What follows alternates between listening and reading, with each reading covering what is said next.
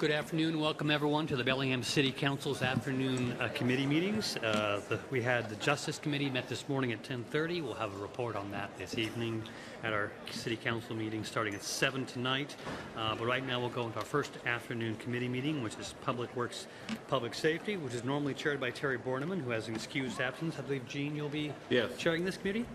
Yep. Thank you, Michael. With me on the committee is Roxanne Murphy and April Barker. We have one item, to review the public broadband initiatives. Go ahead, Mark. Good afternoon, Council. Mark Gardner, Legislative Analyst, Bellingham City Council. Last year, actually, the City Council asked its staff to produce some background research about what other cities are doing around the country, and this project was a bit behind in the queue, but it's finally moved to the top of the queue. And so today in your packet is a report that I put together, which is a preliminary overview of this issue and hopefully identifies some things to consider as council and other parts of the city might consider whether or not there's a desire to expand the use of broadband networks in Bellingham that are publicly owned and operated. So just a quick introduction. The report in your packet contains a high-level overview of trends in broadband demand, availability, and use. There's also a brief survey of literature on the economic impacts of broadband. There's some examples of a few different municipal delivery models. The report identifies some benefits of public broadband along with possible risks and solutions to those risks adopted in other areas. And last but not least, Christopher Mitchell of the Institute for Local Self-Reliance will be Skyping in to provide a more in-depth presentation on the nationwide look on what's happening in public broadband immediately after my presentation. Christopher is the Director of Community Broadband Networks and has had many years of working on this topic. So he will be a great addition, and you'll be able to actually ask him questions, assuming our connectivity works. And you might consider holding your questions until after Christopher's presentation, unless you have specific questions about my report, because that way both myself and Christopher will be able to respond to any questions you might have. But it's up to you if there's any clarification needed along the way. So my presentation is just a quick overview, and then Christopher is going to get into the big picture and in a little bit more in depth about what you might want to consider. So if we look at broadband, why does it matter? Well, there's general trends towards increased need for broadband communication over telecommunications and fiber and other networks. And at the high end for users, there's a 50% annual increase of speed is a general trend that has been generally accepted. And broadband, especially fiber, is the backbone of the global communication system. And is what makes it fast and reliable. And in general, there's been a number of trends in business, government, and residential sectors that have been expanding the need for additional connectivity and speed in broadband. And those include expansion of telework, educational and job search needs, residential use of streaming media, increased use of 3D modeling, availability and use of big data, expanded use of the cloud, new demands in education and training, and expansion of telemedicine. As the use of broadband has expanded and become more important, there's also ongoing issues of cost and access. A recent study by the Pew Research Center on Internet and Technology shows that the percentage of households with broadband connections has plateaued, with cost for the households who do not have it identified as a major barrier. The proportion of smartphone-only households is going up, especially in lower-income households, so it's not an issue of just desire, but it's rather an affordability issue as well. And lastly, the research indicates that household preferences for broadband is still increasing. It's not a desire to get rid of broadband, but rather households are having difficulty affording both phones and internet. On the economic development side, there's general evidence that broadband access and use appears associated with faster job or economic growth. The most impact is seen in the high-tech industries or those with a high percentage of computing occupations.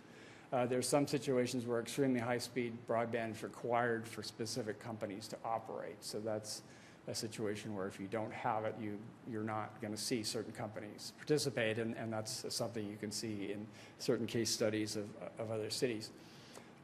There's some new research. This is going to be the next wave of research on the impact of broadband connectivity. Is that there are early indications that high-speed broadband, such as 1 gig plus speeds, provide an economic growth premium.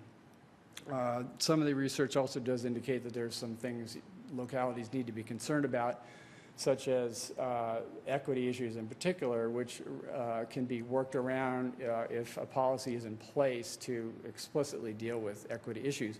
And these can include things such as affordable pricing tiers within offerings, as well as training for residents, both in use of broadband and in computers, but also potentially job training. If you are successful in accelerating some job growth in the high end, you may need to make sure your local residents can actually participate in those industries. So that's something to keep in mind.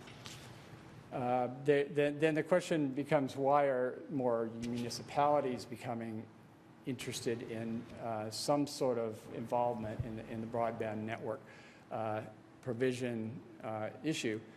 And one of these is that in some areas there's no or poor access to high-speed networks at all in some areas. So that has been driving a lot of this activity. In addition, as I mentioned, broadband fiber can be seen as a catalyst for economic development. Another goal of some cities might be to lower costs to residents, including sometimes substantially reducing the costs, as well as providing an alternative and increasing the competition in the broadband market. Other localities explicitly drive their policies with concerns to drive the digital divide between people who have populations and those who have not populations, who either can't afford or don't understand how to use the technology. And an emerging concern that's continues to emerge larger as time moves on is the issue of net neutrality, and concern that large telecom or cable companies will charge differential rates or reduced speeds for non-favored content. And this is something that's happening rather rapidly at the federal level. And I heard just a few days ago that there's efforts not only to essentially get around net neutrality through regulations at the federal level, but also to preempt states from regulating for open access to the internet. So that is a growing concern that's feeding into some of this interest you might be seeing about public broadband.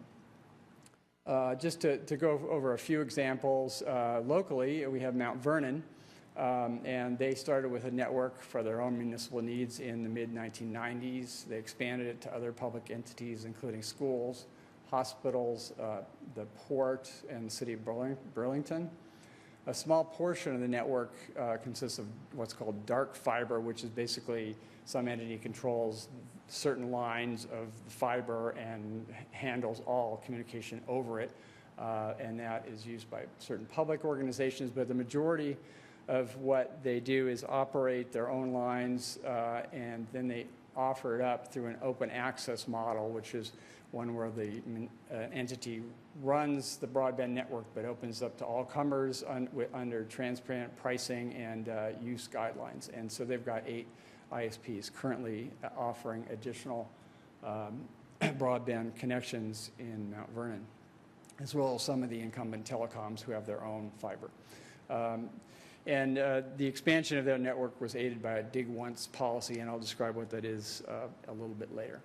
Second example, Anacortes is actually early in considering whether or not to adopt a public broadband network. Their situation is that they have very little private fiber available. They're currently expanding their public network, and they're working with nonprofit NOAANet, which is an entity that grew out of the Bonneville Power Administration and works with some public utility districts, but they're available to consult to some nonprofit and governmental entities. And they are currently assessing demand for public and business access to the network. They're doing a survey that's going out soon. They may operate a public network similarly to Mount Vernon, and they also may decide to be one of the internet service providers offering services over their own network. Santa Monica started with a municipal network for city purposes, expanded the network in partnership with other public entities. It's funded in part by retained savings from communications needs. So as the city saved money, they put the money in a pot, use it to reinvest in their own network. They open up some dark fiber to businesses such as Mount Vernon has done as well, but they're now operating some parts of the network themselves and beginning to offer the network to residential use. And Santa Monica system runs strongly in the black. They produce more revenues than the system costs to run. And one of the things I want to mention just real quickly is that many cities that have done this have had an electric utility, and there's very strong needs within electric utilities to fiber up the utility, and then they piggyback off that. However, the last 3 examples don't have municipal utilities. But Chattanooga, Tennessee does have a muni utility. They started the network to help with control and grid management issues on their utility network. They finance the system in part by electric ratepayers who paid for the broadband fiber network, as well as federal grants. And right now they have a municipal ISP that's competing successfully with incumbent telecoms with data, television, and phone service. They're the first in the nation to offer universal access to 1 gig service, and the system recently reached 50% market share across residences and businesses pooled in that city, which is, I think it's about 2.5 times as large as Bellingham, or maybe larger. So this is one of the larger cities I've looked at. And recently it was rated the best TV producer and the 4th best internet provider in the nation by Consumer Reports. So that's just a quick tour. Christopher will have additional information for you. And in terms of reducing the risks of public networks, some methods used in other areas include the following. But like anything that's run like an enterprise or a business, there are risks. So there's a need to pay attention to that as due diligence occurs regarding decisions on these matters. One thing I noticed that, and is also made clear in the literature, the incremental build-out of networks is one way to reduce risk. Second, an internal reinvestment model, which retains municipal savings for future expansion, is another way to reduce financial risk.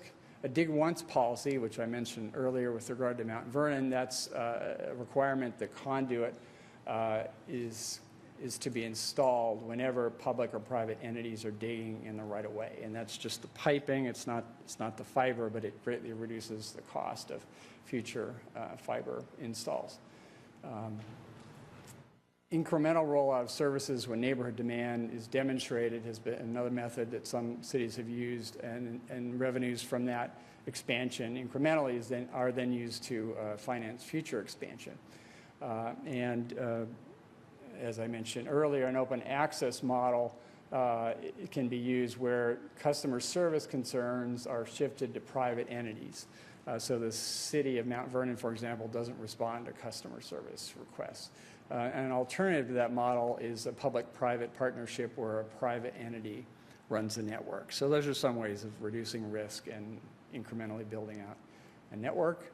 And just from the literature and thinking about local situation and Mount Vernon and of course as well, here's just a few guidelines for thinking about whether or not Bellingham might want to proceed further in developing its own network. And right now there's an inventory of the fiber system that Public Works is undertaking that'll look at the completeness, quality, and capacity of the existing public fiber system. So that's a pretty critical element. and that's already happening. Second item might be to evaluate whether a dig once policy might be appropriate for Bellingham. The third would be to evaluate more systematically the access and cost issues in Bellingham. It's not real simple to find out exactly what is offered where, what it costs, and what the capacity is, and what needs might be unmet. But that's a miniature research project in and of itself. There's also use in assessing more explicitly the economic development potential of broadband expansion.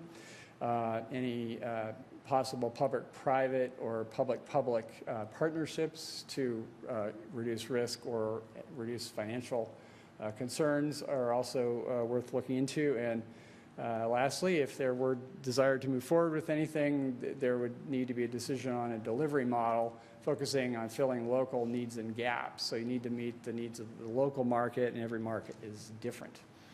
And that is what I have. And so if you have any specific questions about what's in the report, you can fire them off now, or if not, we will try to Skype in Christopher, who's the real expert on this topic, who's going to have a real interesting perspective for you. And Jody's going to come down and make sure the right buttons get hit at the right time.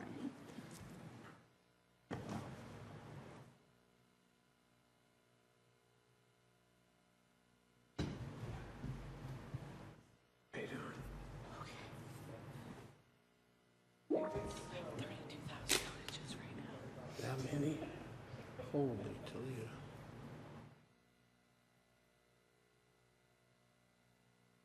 Hello, Christopher. Howdy. You can go ahead, sir. Wonderful. Everything's all set up? Yep, it is. All right. I should just get started.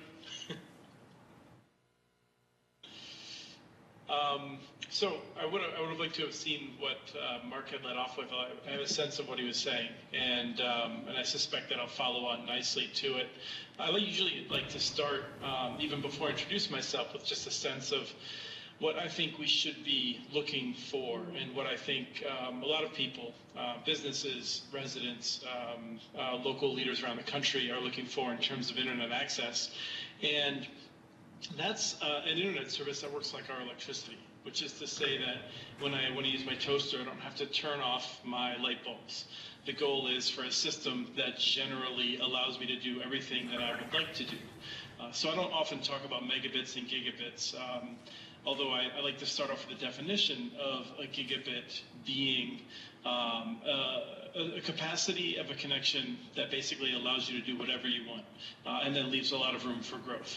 And there's a technical definition for a gigabit, but when you hear in the press, or you hear about gigabit cities or things like that, generally people are talking about a connection that just allows people to do whatever they want with plenty of capacity left over. And there's actually technical reasons for why you don't ever want to use up all of the capacity, much like an interstate, which is to say that we can park a lot of cars on an interstate, but we generally find that they work better when we keep a lot of spare capacity and allow people to have safe distances between cars and drive more quickly and things like that. So when we're talking about what we're looking for in terms of internet capacity in communities, that's the general thing you should be thinking about. In the future, we're looking for connections that are just work all the time. Right now, in terms of what the definition of broadband is, it's worth noting, it thinks about in terms of capacity for a household. And that's to say that many of us conceive of, well, I don't know what I would do with this speed myself, but ultimately the question is, what do tens of devices per person do with the connection, and what happens when there's congestion? So those are a couple of things that I often find are worth setting up right from the top. Now, my organization, the Institute for Local Self-Reliance, which is in Minneapolis, we've been working on internet issues for the past 13 or 14 years, right around the time that we recognized the internet was becoming a necessity rather than a nicety. And one of the things I say is that Electricity is also a necessity. It doesn't mean I absolutely need it every minute, but if you think of a community that does not have electricity today, it's in sad shape.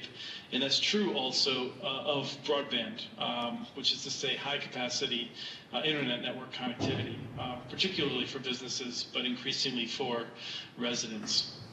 So we looked at what the market was providing to communities and whether or not communities had the ability to ensure that they had the connectivity they would need for their businesses to thrive, to maintain high property values so people could live there and innovate, so kids could have the kind of education that would give them all the advantages in life. And we found that local governments do not have the authority, and our assessment of the political situation is that they would not get the authority to compel providers to meet price points, to hit certain reliability metrics, to compel investment in low-income areas of town, and those sorts of things.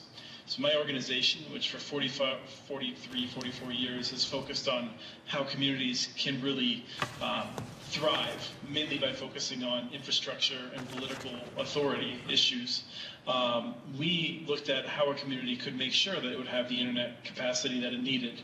We started focusing on two main methods. One is for the city to own it itself, which I think is what we'll mainly talk about today.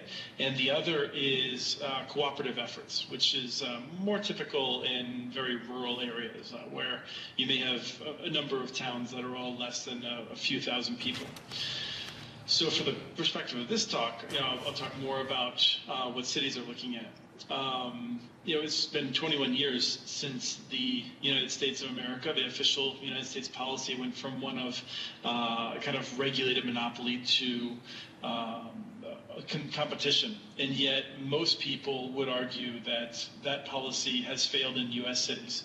It's very rare to find a U.S. city in which everyone has multiple opportunities to get high-quality broadband networks. We're just running some numbers, and Comcast faces competition in 6 out of 10 of its census tracts or census blocks that it serves. The vast majority of areas in which it faces competition for broadband, it has one competitor.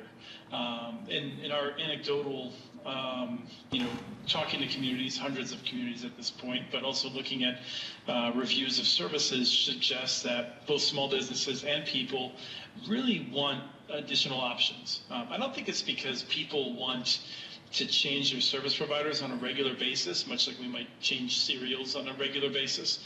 It's more that people are frustrated with what they're getting, either constant price increases or a sense of reliability, or just the general frustration of dealing with the call centers from the larger ISPs. The other thing that cities are more worried about, I think, citizens on the street don't worry about this quite as much, but policymakers are worried about, is to the extent that we are seeing new investment in cities. The cable and telephone companies are investing quite a bit in terms of raw dollars. They'll be very quick to point that out to you.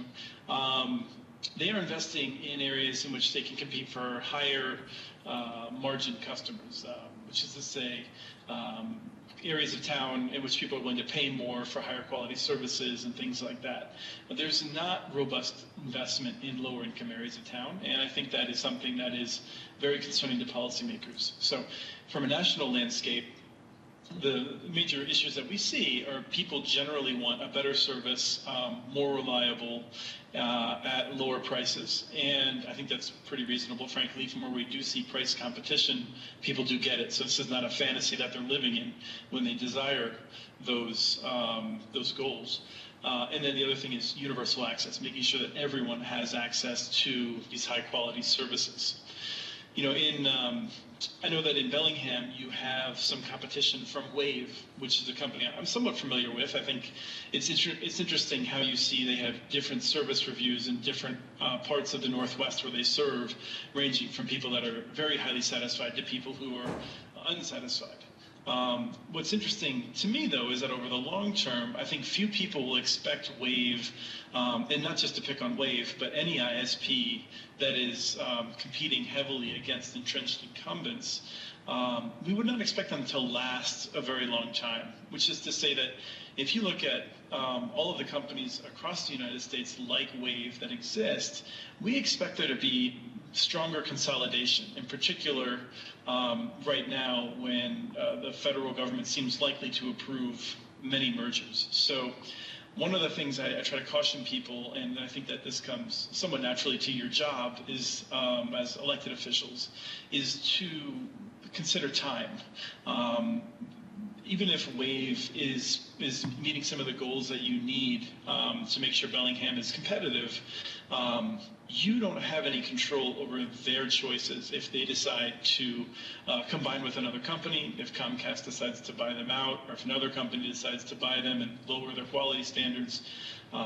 These are some of the issues that we think about, because our concern is over the multiple decades as opposed to just over the short term. I often say that it is easier to establish competition than it is to maintain competition. And that's somewhat scary because it's really hard to establish competition. It's just that it's that much more difficult to maintain it. Which is what brings me to some of the policies that we talk about in terms of cities being able to maintain this. And some of those are quite flashy. I know that in the reading materials you've received, and it's generally common knowledge that Chattanooga is a city that comes up frequently, a city of on the order of well, when you count their entire electric service territory, several 100,000 people, a network they built for several $100 million, and it's considered to be the gold standard. A lot of times elected officials, in my experience, look at that and they think, well, that's pretty daunting. We don't have the background that Chattanooga has. And I think I never want to take anything away from what Chattanooga did, but I strongly encourage you to think of that as just one end of a boundary, of a continuum in which you have options, from doing nothing to investing something on the order of $75 million to build a network like Chattanooga had. I candidly would not expect you to do that. I certainly wouldn't expect you to make a decision to do that in the near future. What I would expect to see out of a place like Bellingham would be consideration of options, probably some low-risk decisions in the near term, and then over time, reevaluating if those were not achieving the policy goals you'd set forth. So I wouldn't encourage you to think about your options as being doing nothing or spending a heck of a lot of money. Really what it comes down to is setting some policy goals and then setting aside, I would say, some low-risk policies, maybe a little bit of money, although it's not always necessary to budget significantly for these things, and then reevaluating. One of the things that has come up in many cities is this idea of dig once. And actually, given that Bellingham history of building fiber networks for internal purposes and also some experience with considering external purposes, you have more history than many cities do in this regard. So I suspect, in my short reading of your history, that there's some, reluctance perhaps to go too far down that because, what my city says, St. Paul, Minnesota, they've told me is that they tried to do this once or twice in the past and it did not work out very well. In my experience, Public Works has had legitimate concerns about some of the pie-in-the-sky ideas we had in the early 2000s about how to do this sort of thing. And Public Works leaders and departments vary from being very reluctant to take on new things like this to being more enthusiastic. But in my experience, some of the reluctance is understandable given that they have at times been the ones charged with doing a lot of work without additional resources or a strong set of what the outcomes were expected to be. So something I recommend in order to try and avoid that is spending a little bit of money up front. For a city of your size, I would imagine it would be on the order of tens of thousands of dollars, probably less than $60,000, to have a plan developed of how you would get fiber to everyone in the community if you or if another entity were going to do it. And that would give you a sense of where, like what side of the street you might have major fiber runs, where you would be putting vaults and other sorts of handholds. Having a plan like that can be useful in that, Public Works could then consult that as they're addressing their other issues. As other capital projects are being built, you can have a sense of, oh, should we build this line here or that line there, rather than Public Works kind of having to be stuck with evaluating on their own terms where they would put fiber if they had to put fiber in a specific project. So one of the things that I've felt is that, to sum up, is that there has been some reluctance of public works departments around the country that I think is justified because they haven't always had the tools that they needed in order to achieve some of these goals. And in terms of, I think I may have skipped over some of the goals, although I think in my mind, the goals of a city like Bellingham would be, in the short term, again, without a sense of having a desire to immediately make a higher risk investment. Your goals, I think, would be to increase your leverage in the future. When it comes down to if you wanted to work with other parties, if you wanted to build your own network and begin offering services to remedy a problem that you had identified.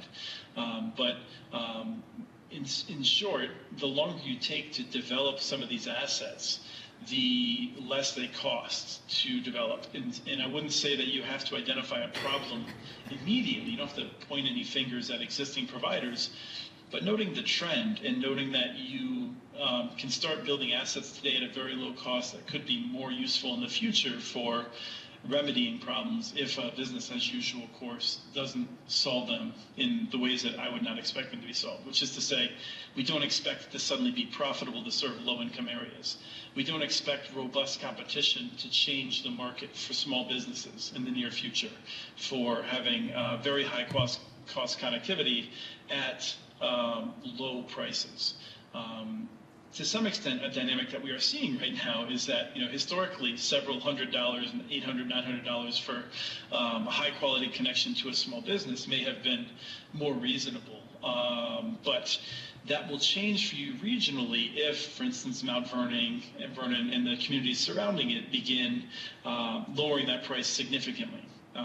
One of the issues is not just the price, but typically what you find is price is a bit of a proxy for reliability, in that the higher quality fiber networks in which you have competition are going to be very reliable, whereas networks in which there's not a lot of competition tend not to be as reliable because there's less of a need to invest in them to keep the customers happy. So anyway, those are a couple of the things to be thinking about as you're moving forward. If you are interested in spending some money, obviously, a number of communities have used bonding. I'm happy to talk more about that in the Q&A period in about 5 minutes or so. But the one that I find most interesting is the avoided cost. Bellingham is already saving a significant amount of money. I know you've saved money from moving your voice system from leasing it to being run internally. I suspect that you have significant cost savings over the years. And what I've seen in most communities is those cost savings are rolled into other things. Which is to say that if technology provides you a lower cost of connecting your buildings and facilities, that money that is saved typically is used on other things for the community rather than reinvesting in the network. It's a reasonable decision, obviously, but one of the things we've seen in cities that are more aggressive and have greater results is they've identified savings and they've used those savings to increase network assets. So Santa Monica, which if the PowerPoint draft that I saw earlier was just discussed as an option, I've spent a lot of time studying what they did, and they built a network connecting themselves. They extended it using, in part, grants for fiber to build intelligent transportation systems. And they basically continued to, in a very holistic approach, plan for technology, which meant that they were saving money every year, hundreds of thousands of dollars to low millions, like 1 million. and they kept putting that money back into the department's, the technology department's budget so they could keep being aggressive. And that's led to now them serving some low-income housing units, which is something that we've seen in San Francisco and a number of other communities, is making sure that low-income housing is highly served. Santa Monica didn't really have to pay anything for that, in the sense that they reinvested in themselves savings, and then that created revenues from leasing to providers that meant that the next year they didn't just have the savings to expend, they also had new revenues to spend, and it led them to have enough money to be able to try these innovative types of projects. That's something that effectively cost the city $0. We can make arguments as to how much to value it at, but they certainly never had to go to the community and say, we're going to spend a lot more money on X. Now, one other thing that you have that I want to hit on in terms of thinking about how to finance this is something that's more common in the Pacific Northwest than most other places. You have many public utility districts, several of which are considering improvement districts or have already created improvement districts, which harnesses the enthusiasm of a small group of people to pay for connection to their home themselves, generally paying all or most of that connection fee, which is going to be several $1,000s from a nearby point. And that's something that is very low risk from this perspective of a city or a utility, because the homeowner is paying, or the business is paying, that upfront cost. It extends the network such that it could be used at a lower cost by others nearby in the future, which is to say that if you have to build that network into a neighborhood, you would build it in such a way that if another house wanted to connect, the cost to the infrastructure builder would be much lower. How you want to share that cost among those who move first to those who are joining later would be entirely up to you. It's a very political decision.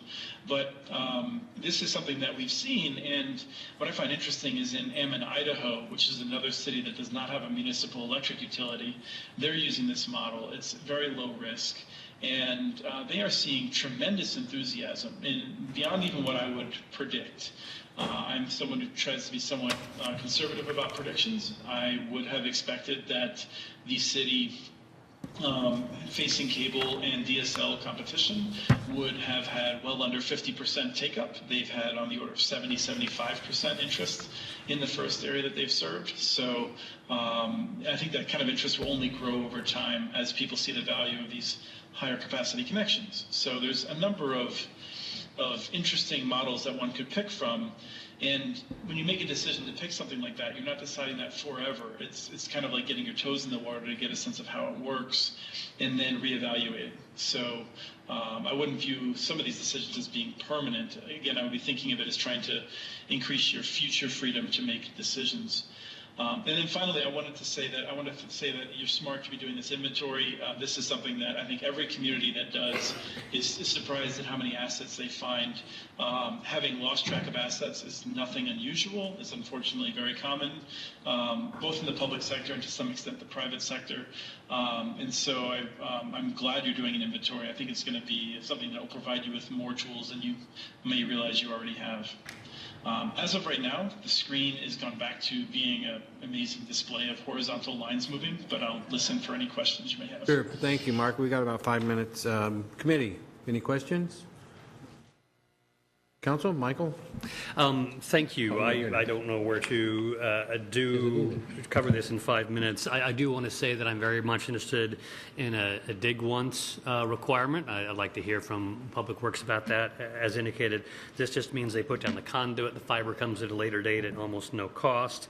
I'm also interested in a discussion, if not now, later, about our own existing network and about making it a beefier system with capacity that's in excess of what we need as a city and redundancy in excess of our own needs. I think that would prepare us to consider making it an open access network. And if we follow a model like in Ammon, Idaho, there are some really easy software ways to, loan out the use of your lit network that don't complicate the life of the public entity using its own network at the same time. So I would like all of those three, I think, earlier access or earlier issues to be addressed, and at some point we can also come back to the larger issue of why should a public player be involved at all. I'd like to have that discussion too at some point. Pinky. I agree with all the points that Michael made. Running a utility is a lot of cost and very labor intensive, so I think we should explore this to the full extent of what that really means for us. But there are some things that I think we should do immediately, because fiber optic and broadband is inevitable. So let's start planning for who and what the future is going to be, and I think Dig Once is a great way to start. What I'd like to know, what I'm curious about, Christopher, is when other cities have done Dig Once, who pays for the conduit? And is that something that you mandate for all developers, all right-of-ways? Anytime a street gets opened, I'm kind of curious in regards to Dig Once, who pays for it and how broad? Yes, it's a good question, in part because there's a lot of things that get folded under the Dig Once umbrella. These things vary from, in a new development, thinking about just the connections to new homes that are all built. That's something that should be very easy to include. Developers at this point, I would hope, would not balk at the idea of including conduit and such in the plans. As you get more into the core of the city in areas that are already built out, it's a bit more challenging. For instance, the water department, if they're trenching, may have to trench a little bit wider, or just have to deal with technology in ways that they haven't had to in the past, and that can be challenging. Those costs are typically borne by the city in those kinds of projects, and the cost of the conduit in the placement is usually on the order of a rounding error for the total cost of the project. As you look at some cities that have ordinances that require others, so if you have, if I built a fiber company and I came into Bellingham and I built a network, you might say that while I'm trenching, I have to make the trench open to other parties. You may require me to put extra conduit in and deed it back to the city. Those are things that would have been done on my dime, or it would have, there's some way of sharing the cost. That would not, the city would not have to pay for any of those costs. There's also things that I would include in Dig Once that are kind of common sense, which is to say, here in Minnesota we have a county, Dakota County, which is urban and rural, and they built a permitting system that makes sure that anyone who has an interest in trenching or telecom, such things, is alerted when someone proposes to open a trench. It's a terrific planning tool to make sure that everyone's able to get in. That's just good for the life of the streets as opposed to telecom competition, for instance. So there's a variety of things. We just pulled together some resources on cost savings we've seen. But what I've seen is often cities have some amount of money, often in an account that may be filled up with leases from others. So if you were to lease some of your fiber, you might earmark all of that money to be used for spending on another project when the streets are open, or even perhaps opening the streets for a specific segment where you know that you have a very high value of a run for fiber. But you also may seed it with a one-time contribution to just get that fund operating. Roxanne. Well, after working for economic development for the city of Tacoma, Tacoma used to position itself as America's #1 wired city. It installed fiber optics at every right-of-way.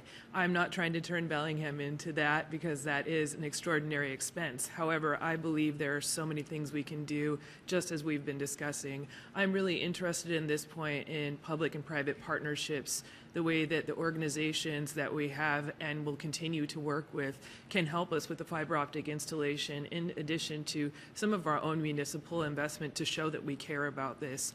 I'm interested in this because it's an equity issue for members in our community. I don't believe that organizations should have the ability to cost gouge our citizens and also create an inability to get ahead in this world just because you don't have access to good quality internet. And it's something I'm going to be committed to and growing over time, and I think it's a good story that we can grow in this community. April, and then we'll try to give direction on where we go from here. Christopher, it sounded like you had something to say. Do you want to jump in before I ask my question? Well, I'd love to just make a quick point. I think it's regarding access for those who are low income, for instance. Having some municipal fiber to help connect them in a partnership is tremendously helpful. The cost of providing access, low-income access specifically, which is, we often think of $10 a month programs. The marginal cost of providing that service on a monthly basis is very low. The challenge of serving those populations is that there's a high cost investment to get to them. And so if the city is able to take on some of that cost through good planning, you may find that it's easier to find a partnership to serve them because the ISPs are easier able to absorb those monthly costs for providing bandwidth than they are the fixed costs of building the network out. It's just something that the economics of it are interesting when cities make these kinds of investments. Okay. This is April again. Thank you for just reminding us that as we go through, we need to really develop some policy goals and some outcomes. I think one of the things that you suggested would be an interesting first step, or a very important one, is the plan to figure out how to get everyone in the community fiber. And I wonder, do you see most people doing this internally, or does the city municipality hire contractors? And if so, is that a pretty competitive arena, or is it one of those things where we're probably only going to get one contractor in the area that's able to do it? What do you see with that? Yes, there's several different components. I mean, it's somewhat modular, and I think you would have a lot of choices in each phase. What you would probably do initially would be to hire a consultant to take a look at what you have, everything from the competitive landscape to your goals that you're setting. Some would help you set goals if you're interested, and they would give you a high-level sense of what might make sense and what wouldn't make sense. A lot of communities start off by asking them, whether or not a triple play network, which is to say a Chattanooga model, is feasible. I don't know that you'd have to spend your time doing that sort of thing, but they can help you in other ways to investigate the market. Then, as you have a sense of what you want, then you'd be hiring perhaps the same firm or a different firm that would do some technical layout, and they would be looking at everything from whether it would be feasible to be on utility poles, to going underground and other things like that. There's several different firms that do that. So you have a variety of options each stage of the way. And yes, I would recommend generally that you work with parties that have experience with it. And the most important thing to do that I think cities don't always do is to really, before you hire someone like that, to spend time interviewing several of their past clients to make sure that they got the results that they were looking for, and to make sure that they were looking for similar things. You don't want to hire someone who is a really good consultant doing one thing to do something different. They're not always interchangeable like that. Mm-hmm. Okay, thank you very much. I appreciate it. Okay, thank you, Christopher. Now, committee, I would think that this is something we want to discuss further, so we could probably bring this back at another date and ask some more questions and where we go from here. Christopher, thank you very much for your input. And how's the weather back there? I'm liking it. The sun's about to set, unfortunately. It's that time of year. But let me just thank you all. I always appreciate citizen government, and I know it takes a lot of time out of your lives to do this sort of thing, and I appreciate it. Thank you, sir. Thank you, Mark. Okay, we will now go to our next item, which is... Gene? Yes, dear. One question first. Christopher referred to it, the inventory of our local network. My impression is we're actually, municipally speaking, pretty wired up. Yeah. And We're always wired up. It isn't like we need to come up with $100 million to create a network. We have a network, but it was built for one purpose, not another. So when this comes back, that is, I think, going to be a critical starting point. Okay. Okay. We have a public awareness campaign update.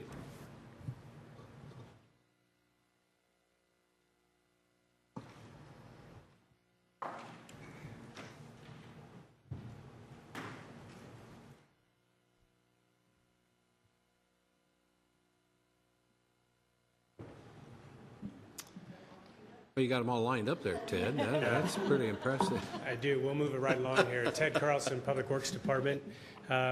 Staff was before council earlier this year talking about this education campaign, and obviously the safety of the traveling public is very important to all of us. We oftentimes, within the city and certainly within Public Works, talk about the engineering side.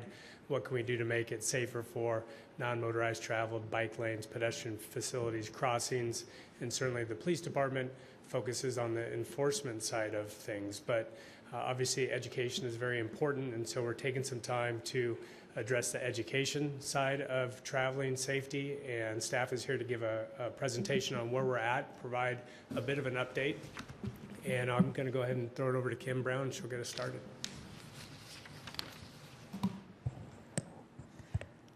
Hi, I'm Kim Brown, City ADA Coordinator with Public Works Engineering. And over the past several months, I've had the pleasure of working with a great team to develop this traffic safety campaign.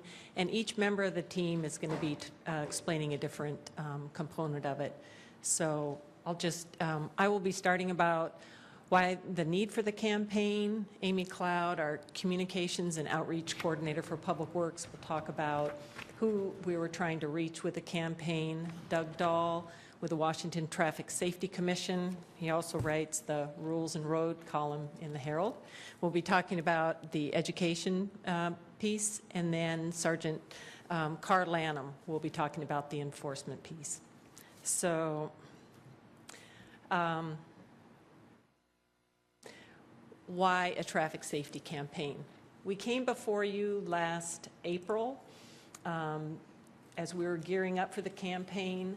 The city had had a series of collisions involving pedestrians and motor vehicles and a cyclist and motor vehicle. Those collisions resulted in serious injuries and 2 fatalities.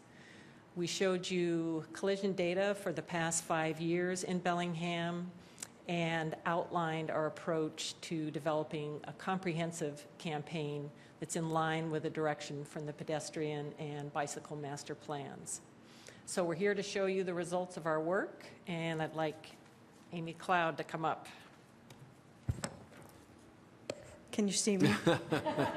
We I'll can come see over you, here a Amy. little bit. So the challenge of this campaign, compared to most that we might do for an education campaign that can be very targeted, our challenge was the stakeholders, the audience, is everybody. It's all road users and every way of using it, and every age and every demographic.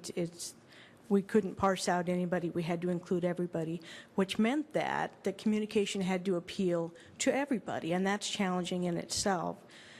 That's what got us to travel with care, taking individual responsibility, whatever mode of transportation we use, but also acknowledging shared responsibility because we do have vulnerable users. So to get started with that, we gathered together folks who represented the face of our entire community, which is very different. And they demonstrated their commitment, which is part of, as Doug will explain, bringing the rest of us along. But we had to use every communication tactic there is, print, web, radio. We went where people were. We went to entertainment venues. We went to the buses. If you're up early, you see us on the garbage trucks. Doug will have more on that. And the challenge was, too, that our goal is really lofty. Our goal is 0 collisions. If you know one person who's been in a collision, you know that's 100% of that person's life. So to that end, our strategies were fostering safe behavior by social norming, educating all road users on what safe behavior is. It's not intuitive. You have to make sure people know. And then enforcing all the rules of the road. So we went to the streets. This is a snapshot of all the ways we reached out. One of the most effective is face-to-face. We included that as well. And as Kim mentioned, we've already got a wonderful tool that we could leverage. A team member has the very popular weekly column in the Herald, and that's Doug Dahl. I'll turn it over to him. Good afternoon. As Amy was saying, we tried as many different routes as possible to get this message in front of people. And given that we have the Bellingham Herald printing a weekly column, I was able to use that to get the message and time it along with the police department launching their enforcement component. So we could explain what it was all about, how we all have to take responsibility when we're traveling, and also remind people that for those who don't take responsibility, there will be some consequences for it. But along with that, and I get the fun part here because I have pictures and audio and video and stuff, but we reached lots of different print, radio, video PSAs. We worked with a recently graduated Western student with a graphic design degree, and she did some great stuff visually for us. And so you can see here in Bellingham Weekly, in the Herald, the Business Journal, and Western, we had some print ads that were developed. And all of them kind of carry this idea that it's just people from different segments of our community who have made a commitment to being safe when they're on the road, whether they're a pedestrian, a cyclist, or a driver. So here's some online presence on Western's website. And for those who went to the Pickford Theater, we were in rotation in their pre-movie slides, and so these were a couple of the things that were there at the Pickford. And quite a few of the buses in Bellingham had the Travel with Care message on them, as well as the garbage trucks. There was a little debate on whether it was a status symbol or not to be on the garbage truck for some of our volunteers. So, and then KGMI, we bought ads with them, but then they also ran some stuff for us for no charge, I believe. And we'll just give a little sample of so all of our Travel with Care messages that were video PSAs or on the radio have a Dear Bellingham theme, like we're kind of writing a letter to Bellingham saying who we are and what we commit to. So we'll play Tammy's.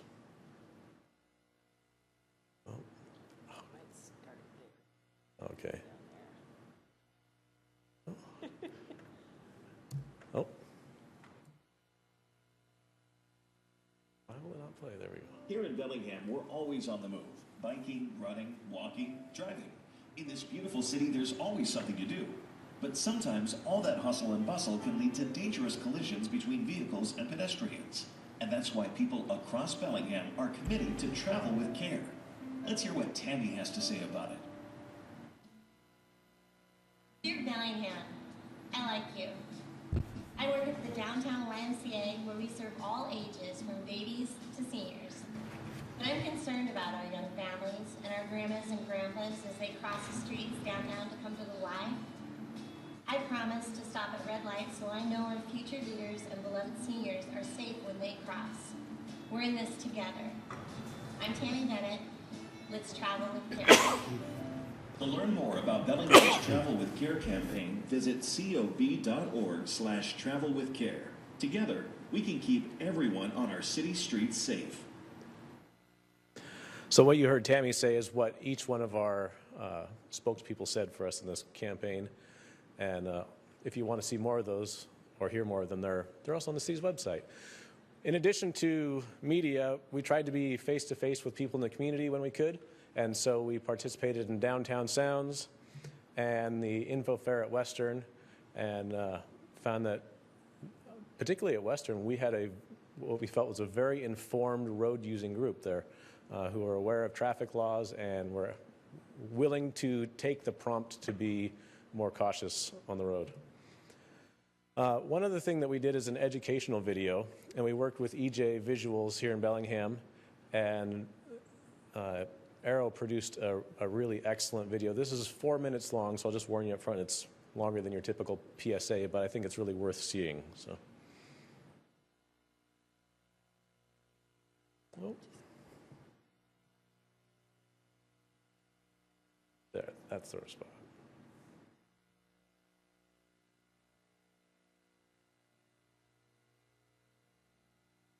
If you're traveling in downtown Bellingham, it's easy to find bikes, skateboards, wheelchairs, strollers, and cars all sharing the same intersection.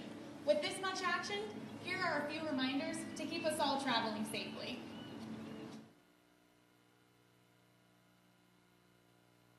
The most important thing is simply to pay attention.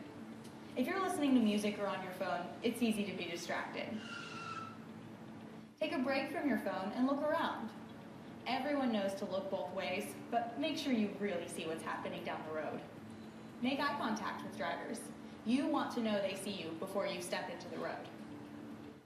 As a driver, you have the greatest responsibility. Driving is a complex task. It makes sense to give it our full attention.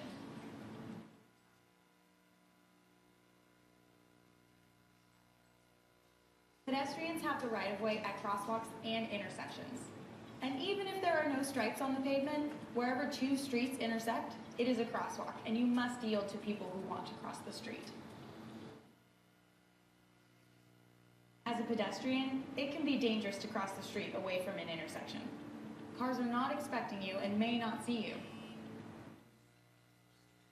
Take your time to find the safest place to cross.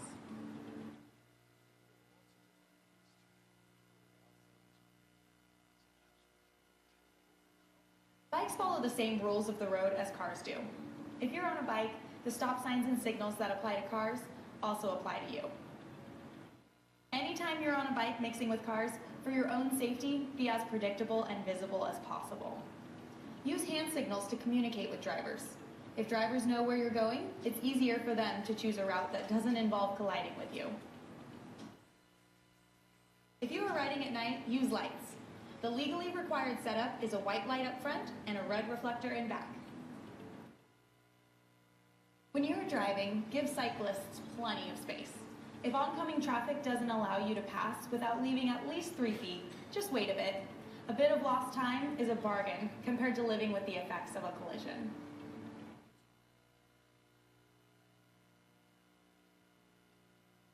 With the increase in use of cell phones and texting, there's been an increase in distracted driving collisions. A driver who is distracted by a phone is as dangerous as a driver impaired by drugs or alcohol. And if you're texting while driving, you are 4 times as likely to get into a collision as someone driving over the legal alcohol limit. Put your phone away while driving. If you are texting and driving, you are endangering the lives of people who share the road with you. And distracted driving is more than just cell phone use. It's anything that takes your eyes and your concentration off the road.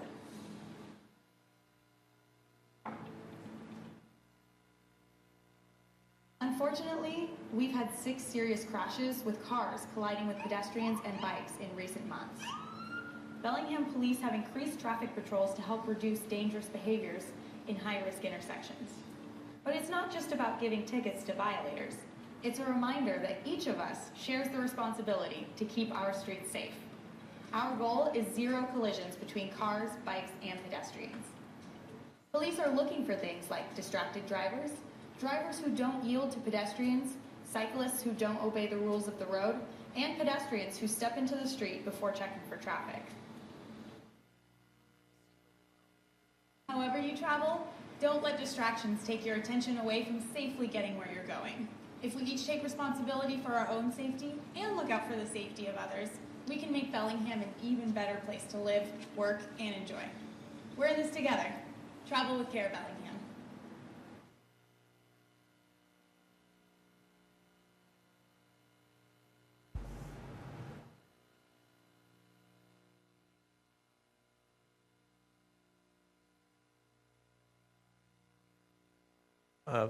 Plus, a lot of the people in that video there were local Bellingham folks who volunteered to be actors for us. So we felt like not only were we able to get the message out through the video, but also through the people who participated in the video.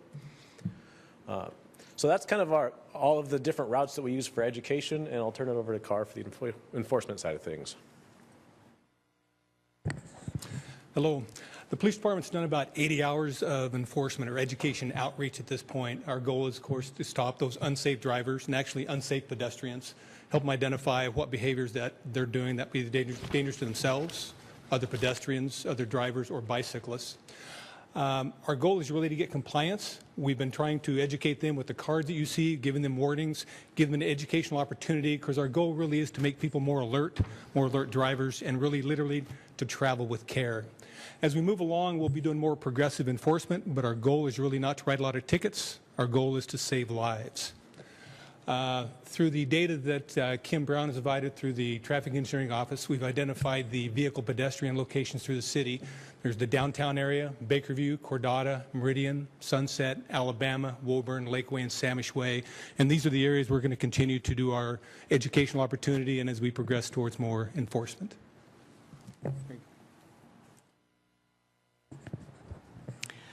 So our next steps, we developed 8 of the 30-second video PSAs, and we're going to be kind of showcasing one of those each month. For instance, for the month of Father's Day, we'll probably use Nate Beatty, who was a dad, and he was a cyclist.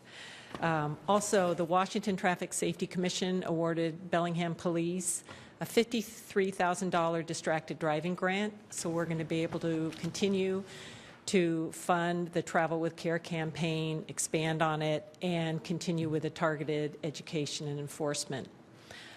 The other thing is we'll take advantage of different events where it makes sense to have the campaign materials, and one such event that is coming up this Saturday, I'm going to let Doug talk about it. Yeah, I would like to invite everybody here to join us for the World Day of Remembrance for Road Traffic Victims. This is a UN-sanctioned event that's been happening for over 20 years. This is the first time that in Whatcom County we've participated. And we'll be holding a ceremony on Saturday at noon at the Farmers Market, where we'll hear from law enforcement, firefighter, emergency responders, a family member of a traffic victim, and also participate in a memorial walk just to remember the people whose lives have been lost in Whatcom County over the last 10 years in traffic crashes, which is 148 people. And so we want to make sure that our community recognizes both that the lives that are lost and that this isn't something that we have to live with. We can change the way we use our roads so that we don't have to have people losing a family member on roads in Whatcom County. So that concludes our presentation. Are there any questions? Thank you, Kim. Committee, any questions or comments? Go ahead, April. You were just talking about different places to interact with people, and I'm assuming that you're pretty connected within the public schools and the different carnivals and things that the schools have. It seems to me, I know with the Buckle Up campaign, they started out with an adult campaign, but recognized that children are really going to be the ones that are going to force people to buckle up. So, yes. I mean, oftentimes it's the children that remind us that we're distracted or we're driving too fast near their school or their neighborhood. So, and I think too, I know just from constituent emails, we've received quite a few people that are frustrated, especially in school intersections. And I think many times those are parents dropping off their children and forgetting that once they've dropped them off, they still are responsible for all the other kids. So I think there's opportunities there with the public schools if you haven't already sought them out. We did reach out to the Bellingham School District, and they did a recent communication with families about traveling safely, and they included a link to our campaign. So, and we'll look for other opportunities as well. Yeah. Pinky. Could you pull up the slide that had the outreach that was right at the very beginning?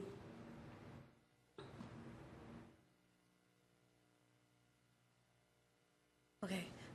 I was wondering about schools, so you answered that, but also libraries, bike shops, outdoor recreation, bicycle organizations. Are we reaching them as well? Because it does go, I appreciate us being, but it does go both ways. Yes. I mean, that is a very good suggestion, and we haven't reached out individually to bike shops, but that's certainly something we can be doing. Yeah. Okay, maybe, and also to like any outdoor recreation. We have lots of them here in Whatcom County, and maybe they could partner with us as well. That's a great suggestion. Thank you. Okay, anybody else? Dan? Thank you, Chair, for recognizing me. I don't serve on this committee. I'm just trying to understand how you see the reception, like how does the community is receiving this? Are you tracking, the likes on Facebook and the views on YouTube, and are you satisfied with that?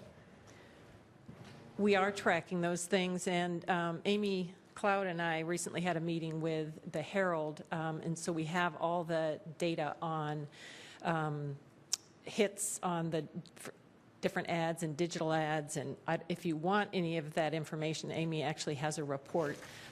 But the Herald advertising person said that our numbers have been extremely high in terms of people looking at the ads and then clicking on them, that we kind of, what was her phrase, blew it out of the water in terms of, Amy's not listening to me, but anyway, we had really good results, and I've heard a lot from people who've heard the KGMI and Cafe morning pieces, so the feedback has been good. Also, when we've been, Doug Dahl and I have been to the community events, and there's quite a bit of engagement, and people are interested, I think partly because of the new distracted driving law. And we will be following the likes and interaction on the city's website as well. Roxanne? Thank you. Just as an active member of the cycling community, I really appreciate that we're doing this, and it's just reminding me to remain committed even when you've got that speed going and you're going strong, to stop at every stop sign. That's something that I'm going to be committed to, follow all the rules of the road, because this is not about being a rebel on the streets like we feel like when we're riding our bike. This is about everybody's life being sacred. And so this is just a reminder to, put your cell phones away where you can't even see them. You won't even be tempted when you're driving, because I just want everyone in our community to be safe.